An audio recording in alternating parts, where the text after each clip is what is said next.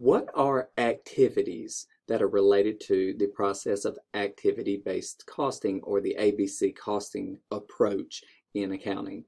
Well, to start with, activity-based costing is a method or means of assigning cost, as the name implies, to specific activities that take place within the organization.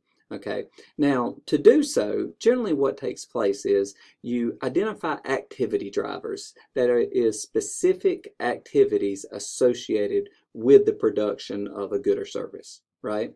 And then you identify the various costs that go into that production, right?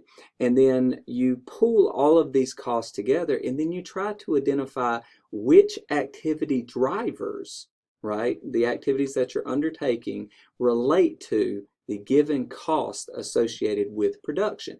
Now, if you can identify these things, then basically what you're doing is you're taking the total cost in an individual pool, okay, and then you're identifying the units that result from a specific activity or driver, and that yields an activity-based cost per unit.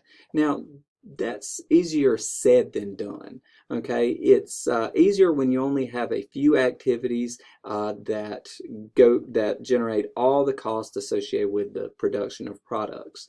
Okay, in reality, it gets a little more difficult than that, particularly in unique situations where goods are not similar in nature or the activities are vary greatly.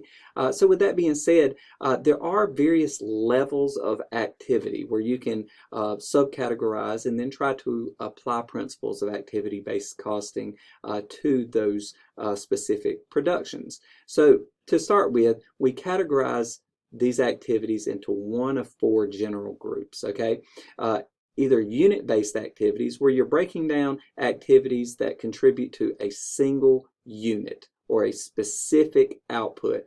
This is very useful with very high-end, very singular, unique, non-homogeneous outputs. Okay, you can identify all the costs that go into that unit.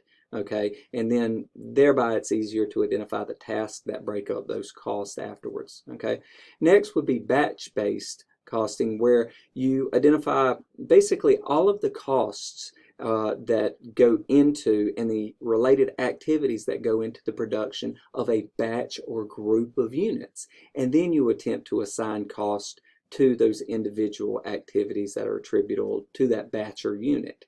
Okay.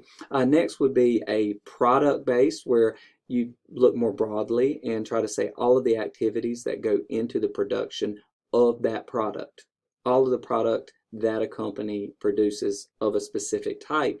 And then you'd identify the activities, once again, that go into that production of that product, and you would try to assign those activities to individual costs associated there. And then lastly, you do it at the facility level and say, what is the total product, the total output, all product lines, everything produced as part of a facility's undertakings? What are the activities that go into it, and what are the total costs? And then you try to assign them that way. So once again, it is a gradual scale of how you're categorizing activities to which you're trying to attribute costs as part of the activity-based costing model.